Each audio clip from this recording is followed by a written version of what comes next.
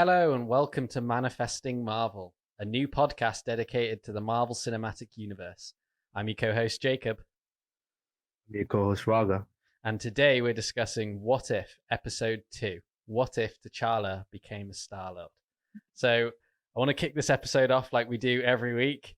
What are your thoughts? Because for anybody listening that may not know Raga or I very well, Raga's two probably biggest Marvel superheroes are Star Lord and Black Panther. So Yes. I'm very interested into seeing how you felt about this episode because personally, I felt they did a great job. Like it was the perfect mix of the two characters, and Yeah. I'm sure we're going to talk about it in detail throughout this episode. But I loved how the story was slightly different. I really enjoyed the relationship between Nebula and T'Challa. I really enjoyed how the arc still went full circle. I liked little key moments in the storyline that because he was from Wakanda led to him getting out of certain situations. And I just thought it was awesome. So yeah, what do you think? I'm gonna give you like a little philosophical answer to that one. Okay. So when actual Star Lord, like Peter Quill, his character was he just hated being on Earth Yeah. when he was taken over by the Avengers. He just lost his mother. He just hated being on Earth. He just went to it and he just kind of wanted to live by himself, Yeah. kind of guy. So he didn't make a lot of changes in his life. Or Yeah. whereas T'Challa was like he wanted to explore the world and bring the world to him, and kind of very positive kind of mindset when he was taking, and that kind of they reflected on the lifestyle that he had compared to Peter Quill, because he was managed to kind of change Thanos' thoughts Yeah. about, you know, wiping out half of the population. And it wasn't funny that they would just keep mentioning that to him over and over Yeah. Yeah. again. Yeah. So like it's kind of shows that like what mood that you are in, the opportunity you get, Yeah. that that's the reflection on the outcome as well. So if you get a really good opportunity, if you're in a really bad mood, you're not going to succeed on that. I think that's kind of reflected on that one. And those both characters, I think in 2015 when we went out for a freshers night out, I think I dressed up as a Star Lord You for did, yeah. a joke. Yeah, like love that character and I love to see another version of it, and especially from T'Challa version of like, Yeah. Black Panther actually becoming the Star Lord, and it's just crazy to think, but they made it very reasonable, like that fits perfectly for Yeah. that character.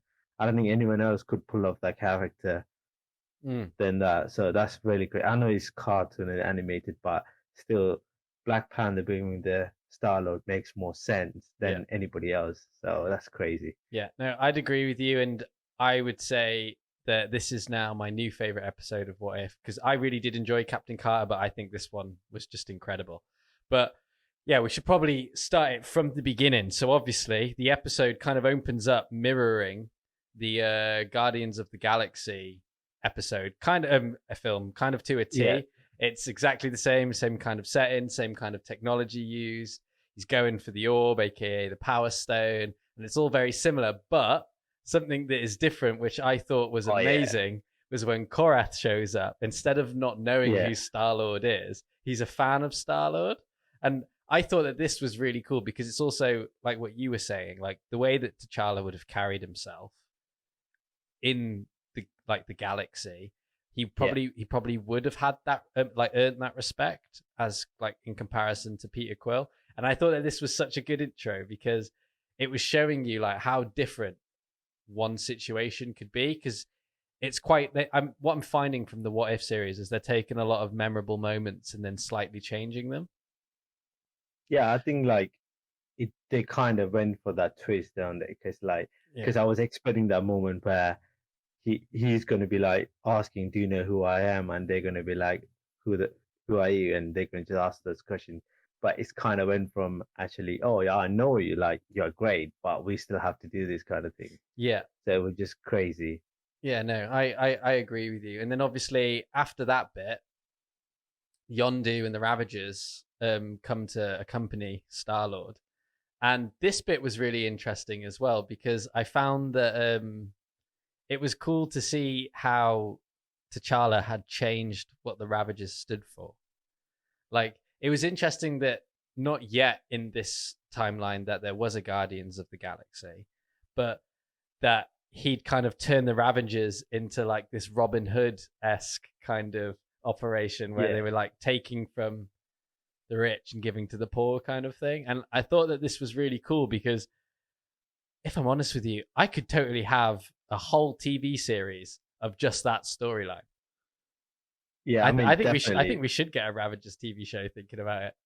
I think they were bringing out big characters in it. Like Sylvester Stallone was playing one of those characters of Avenger because they wanted to kind of expand on that story, but I don't think they have time now to kind of put that in. But obviously, like animated series would do great for Avengers to kind of go Avengers the Robin Hood or something like Yeah, that, yeah, just yeah. to kind of follow it up. But it's great to see they kind of paying that kind of tribute to them in a different way because it's very small character, but it kind of plays a huge part in you know um Star-Lord's life, and then like the galaxy as well because they were well half of the galaxy that we know, and it's Yeah. just part of them and how they were moving around.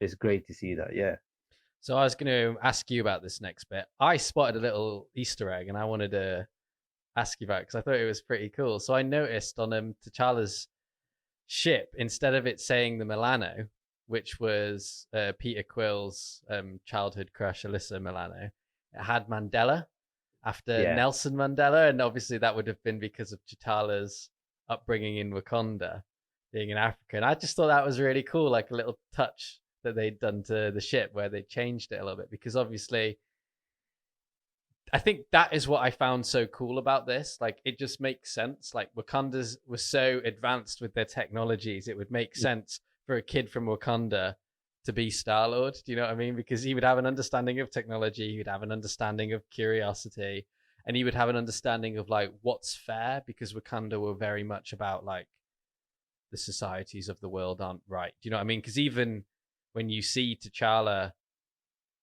before he gets abducted, where it's like the little flashback and he's yeah, chatting to his father. His father's very much like Western culture cannot be trusted, Eastern culture cannot be trusted. Like, we will stay in Wakanda, that's the only safe place, kind of thing. And it was like you were yeah, saying with T'Challa having that curiosity to leave. It ultimately results in him being abducted. And I've got to say, that line that Yondu says to Chitala is the coolest line ever. Like, I am a space freak. If anybody does follow me on social media, you will know that pretty much everything I do is within space. And well, I don't actually go to space, but I talk about space. But when he turned around and T'Challa was like, yeah. I just want to see the world. And he was like, why have one when I can show you all of them? And like showed All the of them. Yeah, universe. I was like, that is so cool. Like, you would just say yeah if you were a kid and you were like curious and you wanted to go and do that. yeah. Like it's definitely like even if I'm in this situation now, someone offer me, oh, let me show you the galaxy. I'm like, yeah, let's jump on ship Yeah. because it's something curiosity that you want to feel in as a kid. Like you actually lived in a very close quarters just on Wakanda. Like you never actually travel, you never seen any others outside of the world, and you have all this luxury stuff that you kind of want to take on. Yeah, it's just great. I would go for that as well. Yeah. And then obviously, I'd say probably one of the biggest reveals from the episode was Yeah. a Ravager Thanos. I think that Oh yeah. this was super cool because obviously Josh Brolin was voicing him.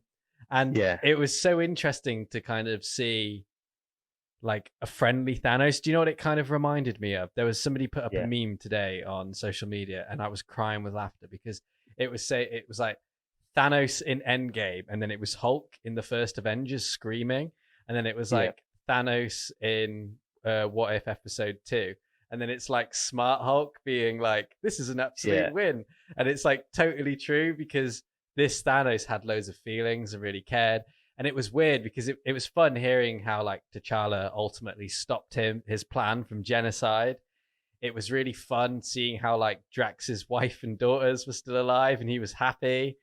And Yeah, because Thanos and obviously Ronan had never like murdered them or gone on that path. yeah. And obviously as well, it was really cool to see that loving relationship with Nebula. You know what I mean? Even though I think like Nebula didn't like her dad still, it was cool to see Thanos being a bit of a dad. yeah, I know. Like, did you notice like one of the part where like when Nebula like he turned and said like, look, I hold them up and kind of is fighting, and then he referred himself as that he called himself like mad.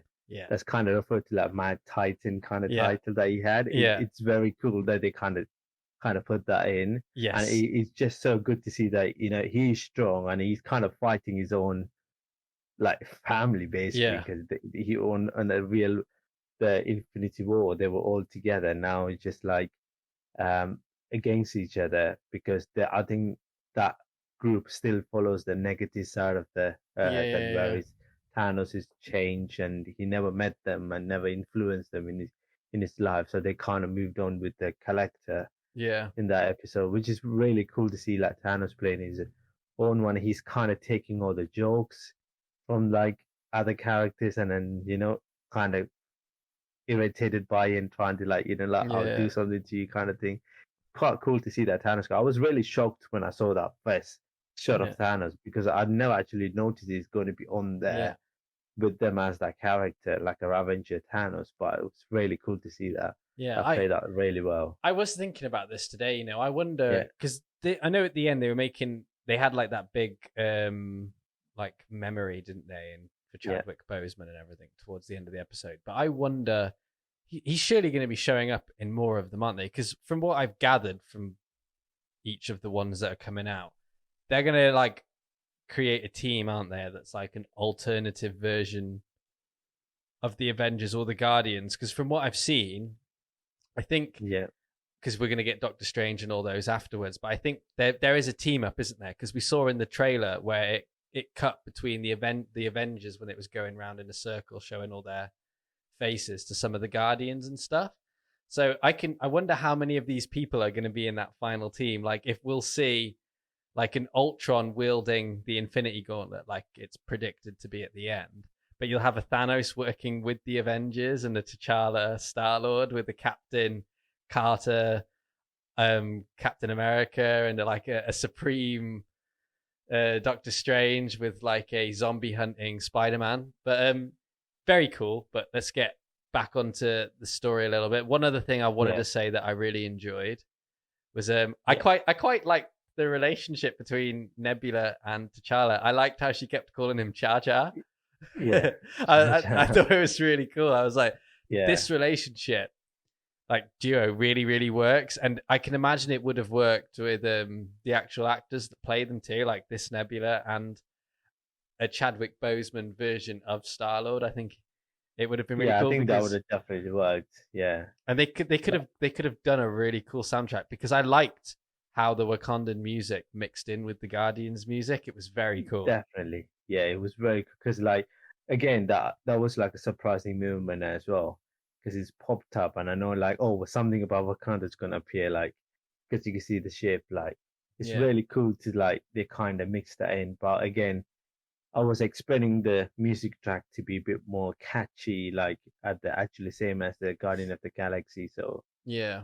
be more enjoyable. But that actually that didn't do any bad for the whole series anyway, because I thoroughly enjoy that kind of Yeah. take on Star Lord. So it didn't change much. And then also like Donald the Duck, like Donald the and it is a bit more character for him to kind of speak and then Yes. he's drinking cocktails and relaxing, Yeah. which is No, quite cool as well. Yeah. I think I wanted to talk about this bit next. Actually, there was a lot of fancy little Easter eggs in that scene where T'Challa went into the collector's kind of like building, because there was a lot of stuff that was obviously that we've seen before. So like T'Challa first of all passed the dark elf in the cage, which Yeah. is what happened when I think the Asgardians were walking through somewhere.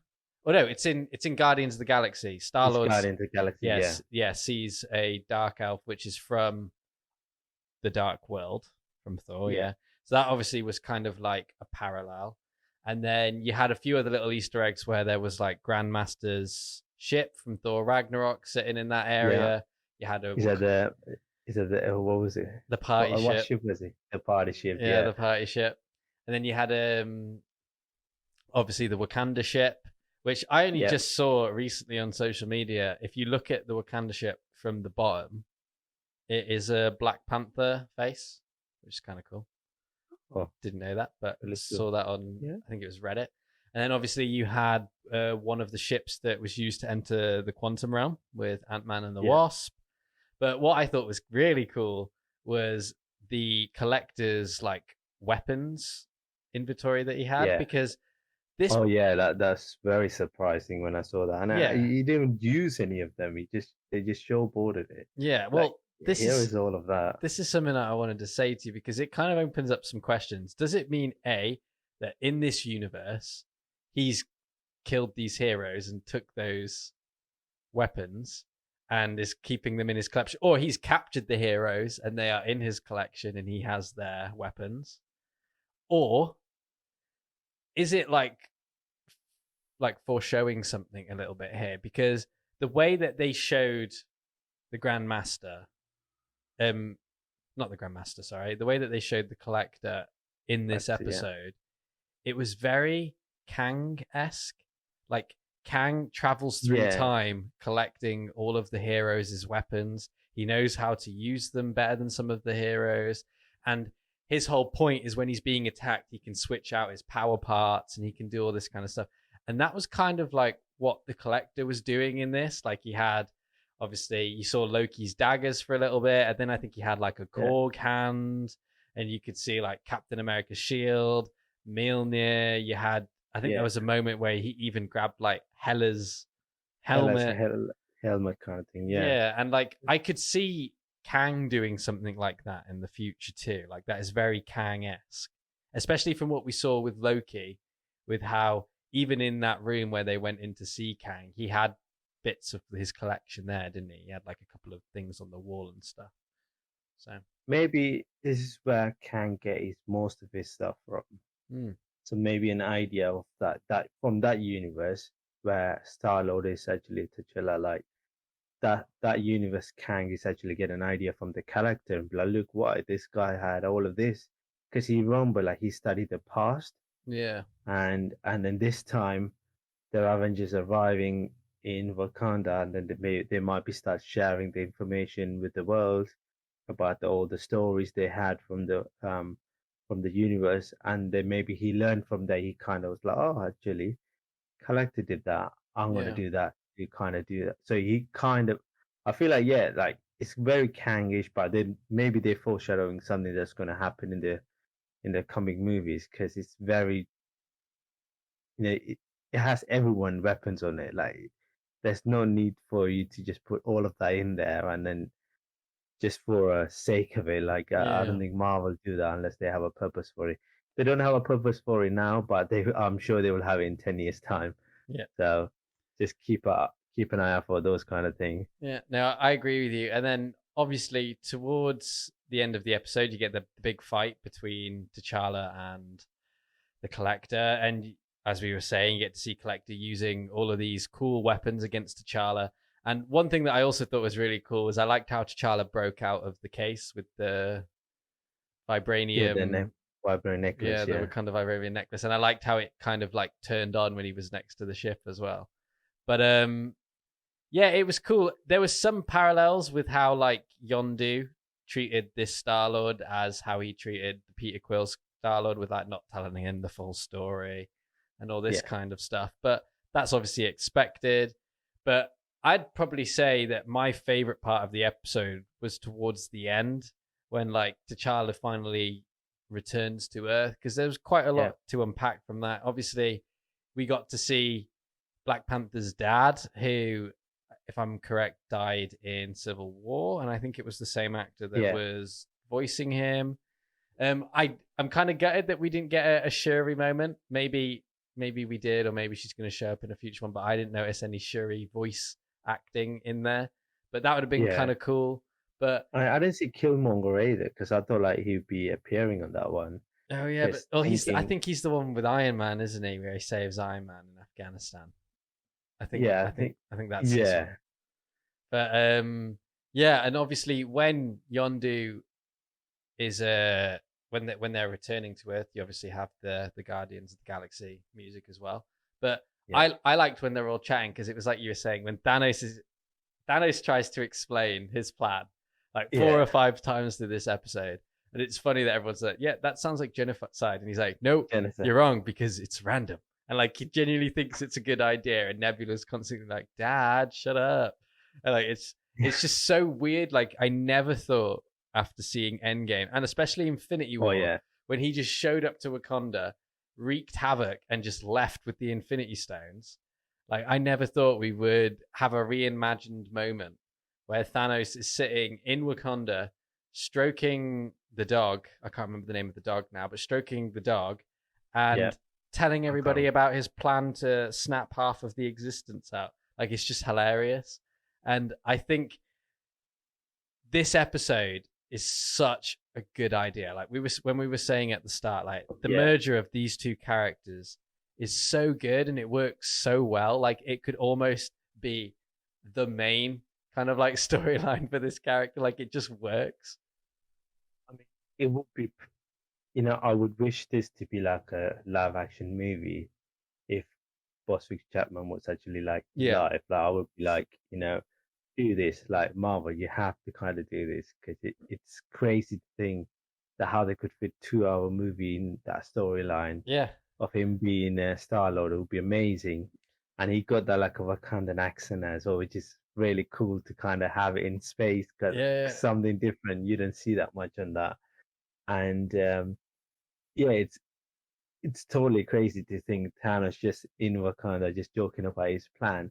And it also shows that, like, that Star Lord, T'Challa version of the Star Lord saved his planet and then make him join a force with him. yeah, And then but he still think, oh, if anything goes to get too worse, my plan will work. He's like the groupie guy, like, trying to come up with his own idea to get better like position in the group or trying yeah, to impress someone. So he's still at that stage. So you can see that early version of the Thanos. It's really cool to see that as well. yeah. No, I'd agree with you, and I like that other bit as well, where Kraglin was talking about the jump points, which is obviously that funny scene in Yeah, Guardians 2 where they're like going through. I think they're like wormholes or something, and they're like all their face goes funny and they're flying around. But I appreciate that. But one little loophole that I thought was it was interesting when he walks onto the ship and he speaks to that hologram of his dad, yeah, because the first thing that I wanted to say in regards to that was his dad says, doesn't he? He's like, we know that aliens took our son and we will search every planet until we find him, kind of thing. yeah. But like my questioning to that would be, well then surely Wakanda would have known that T'Challa would have run out of the dome. They would have known exactly where he was because he also had the Wakanda necklace on. It has a very Yeah. like specific energy signature. And like our governments of the world track satellites that are coming in and out of orbit. So you can imagine Wakanda would be able to track a Ravager ship showing up outside. That's the one thing that I thought was a little bit of a loophole because it's it's understandable with Peter Quill being kidnapped from like is it Yeah. Kansas or something in like the 80s because technology's not great. It's Kansas in the 80s. It's kind of the situation. But like to have a future king kidnapped from their most highly technological advanced society on the planet that's living in dome technology, they might have seen the Ravager ship coming in. That's the They only might thing have that I would seen have it. thought. I believe that they might have probably seen it and they knew it's aliens and they probably rushed to kind of get him saved, but it was probably too late. Yeah, okay. And they might not have some sort of technology to kind of track that in a galaxy because they didn't just go from here to Mars or anything Right. like that. They just went different galaxy and different places. So, and also rather than just they don't stay in one place, they just move around a lot. Yeah. So even if they send a ship out to the space to get near enough to catch his energy signals, they might have not been because it was Yeah, going yeah, everywhere else, and also the character was like, yeah, I'll have that ship in my yard. So that didn't help either, but it yeah. kind of worked out. So that's the only explanation I could think, That's fair. that they've probably known, because he said like, oh, I know the aliens took our son, which means they knew that ship was there, but they probably a bit too late, because Yeah, they were not expecting him to just break out of the dome. yeah. And the scene, if you looked at the scene carefully as well, he wasn't out of the dome for too long either. So they might have said, oh, he just went outside to play, he will come back in. Yeah, that's And fair. then all of a sudden something appeared. I'll take you. Hmm. But it's quite funny because they took him and it was like, yeah, he had two, no, he has two eyes and nose and a Yeah, mouth. He's the same guy. yeah, yeah. I like that how we us as humans we always think we're very individual, and it was fun to hear another species be like they all look the same. But yeah, and then obviously the episode finishes, which I thought was quite funny, with Ego walking into Dairy Queen, which is very similar to like Scott Lang's Ant-Man Dairy Queen scenes. And Yeah. there we see a Peter Quill, and I thought it was funny that right at the end the Watcher was like, and that's how that world gets destroyed. And it's like, yeah, Yeah. because then that Peter Quill is obviously still half a Celestial, has that gene in him, but isn't trained to be the Star-Lord that he would have become, so he couldn't fight his dad, and Earth just gets took over. So I thought Yeah. that was kind of interesting. That's just kind of crazy to think as well. Like, because I probably wouldn't like to see that kind of timeline, like expanded, like where Star Lord can't, or Peter Quill character can't actually succeed. Yeah, But I would, yeah, it's quite bad. It's just like, yeah, that's how the world ends. Like, yeah. I think like each of the different version, I think that's those kind of timeline ends very sooner than we expected. Mm, yeah. So so it'll be interesting to see what's the third one's going to be. I think it is Loki wins the Battle of New York and is like King of Earth. That'll be It's either like Loki wins or it's the zombie one. But yeah, interesting idea I have on the zombie one. Do you want to hear my theory? yeah, go on. How do you think zombies are going to come around? Do you think it's going to be a snap of the Infinity Gauntlet going wrong? What are your I think we had a chat on the other day about it. I think we thought it's going to be, you know, the snap that's going to turn everyone okay? into it. But and also I was thinking the zombie is going to be maybe made by the lab when Hulk is actually, Okay. trying to, kind of fit himself into like being with the smart Hulk. Yeah, okay.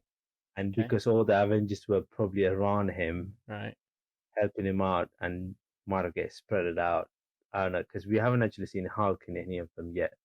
Do you know, So it might be, here's my theory. Could be wrong, but this is what I'm thinking at the moment.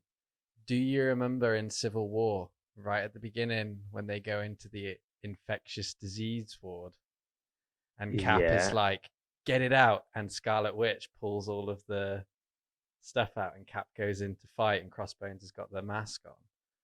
What if, Oh, what if, right? that Something goes goes wrong. wrong there, and that's how the zombies start, because we've seen a lot of Cap, and Cap's going to be the first to be exposed. And maybe instead of killing him, it turns him into a zombie, and he goes on to infect everyone. Don't know. That is, Thought it could be a little you know cool what? That admission. is very possible. Like, I think I would kind of back that up as well, because I think it's going to be, yeah, like it was very possible when that happened, because like you could see he might get exposed to it there, and then he'd be like biting everyone off. Yeah, and like So that would be a cool like what if story too. Do you know what I mean? Because they could start it yeah, the same that like Civil War started, where they were like hunting Crossbones, but it just goes wrong. And Cap gets like yeah, infected, turns into a zombie, and then it very quickly, like maybe even Iron Man goes over there first to be like, Cap, you all right? And then Cap like bites Iron Man, and it's all the Avengers that get like infected first, kind of thing.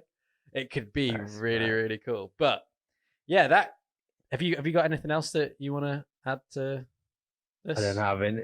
Yeah, Yeah, I think that's it yeah. from us. Like, Yeah, no, I'd agree. So, anybody listening, if you're wondering why these What If episodes are a little bit shorter, me and Rag have kind of made the conscious decision to make them a little bit shorter whilst we're doing the What If series, because we thought you don't want a podcast that's longer than the Longer than episode, because that's just long. Do you know what I mean? So, obviously, these What If episodes are going to be a little bit shorter. And then when we move into films or other series, it'll be a little bit longer. But yeah, if you're watching and listening to this on YouTube, make sure you give it a thumbs up and let us know down in the comment section below anything we missed from this episode, or what your favorite part was from the episode, because there was loads and we've probably missed a few. And if you're listening on Apple Podcasts, be sure to give us a nice review, because it helps with ranking and charting and discoverability. And if you're listening on Spotify, make sure you hit that follow button so our episodes can instantly show up in your libraries. So you don't have to search for us, you just get them straight away. But yeah, if you want to follow us on social media, it's at Manifest Marvel on both Instagram and Twitter. If you want to drop us an email, it's manifestingmarvelpodcast@gmail.com. And if you want to follow me on social media to keep up to date with everything I'm doing, it's at Jacob E. Carson. And if you want to follow Raga, it is at AJ Rendra 93. There you go. Twitter. And yeah, we will catch you next week for What If episode 3.